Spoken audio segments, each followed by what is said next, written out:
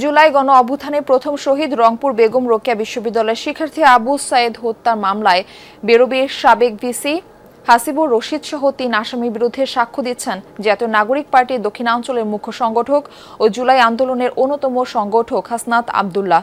আন্তর্জাতিক অপরাধ ট্রাইব্যুনাল ২ এর চেয়ারম্যান বিচারপতি নজরুল ইসলাম চৌধুরী নেতৃত্বাধীন ৩ সদস্যের বিচারিক প্যানেলে এই সাক্ষ্য গ্রহণ শুরু হয়।